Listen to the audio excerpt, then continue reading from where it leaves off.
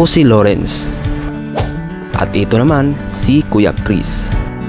At dahil namimiss ko ang Baguio, inaisipan kong gawing vlog yung mga videong kuha namin habang nasa Baguio pa kami.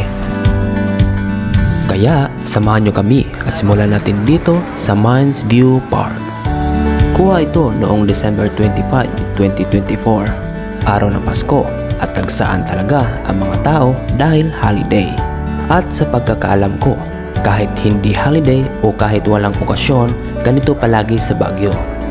At kahit saang tourist destination ang puntahan ng mga turista, ganito palagi ang ganap.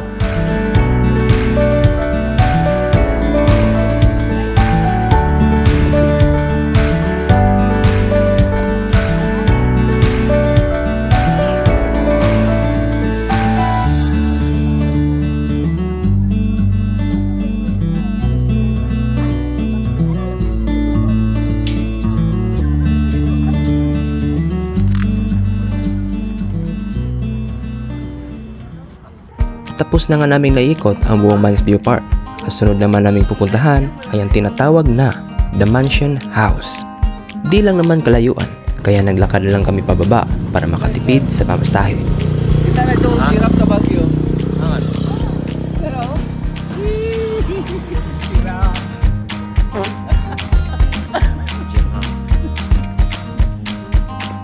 At dito nga, nakasama namin si ate na naging guide namin papuntang The Mansion. At dahil may pwesto raw siya malapit doon, kaya sinundan namin siya papunta sa destinasyon namin. Ganito ang mga kalsada sa Baguio, paakyat at pababa. Masarap dito maglakad para sa regular na ehersisyo.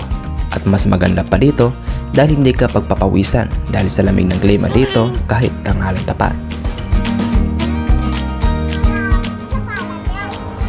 Wiz.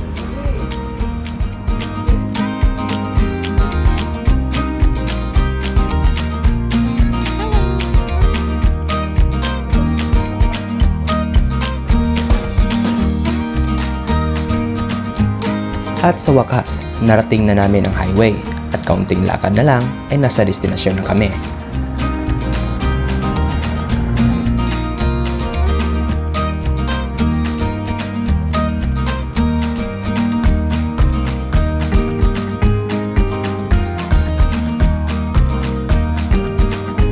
Heto na ang tinatawag nilang The Mansion.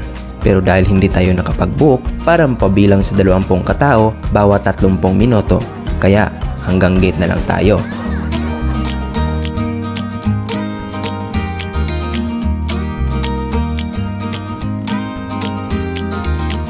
Napatingala talaga ako at napapangha dahil sa ganda at linis ng The Mansion na naging opisyal na summer palace ng presidente ng Pilipinas.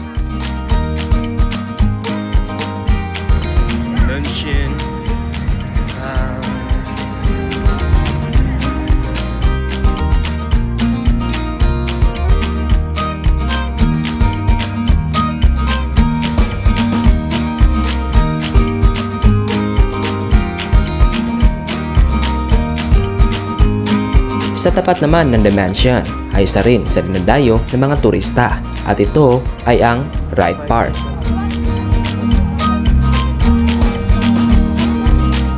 Kilala ang Wright Park dahil sa rectangular pool na napapalibutan ng sementadong lakaran, pine trees at hardin.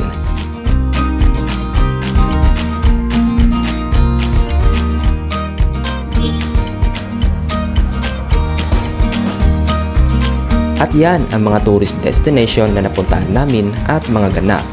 At sana suportahan nyo kami para patuloy ako makapagbigay aliw at good vibe sa mga susunod kong videos. Hindi ko hinahangad na mapabilang sa mga sikat na vloggers. Ang tanging nais ko lang ay makapagbahagi ng mga masasayang sandali ng buhay namin. At hanggang dito na lang, salamat!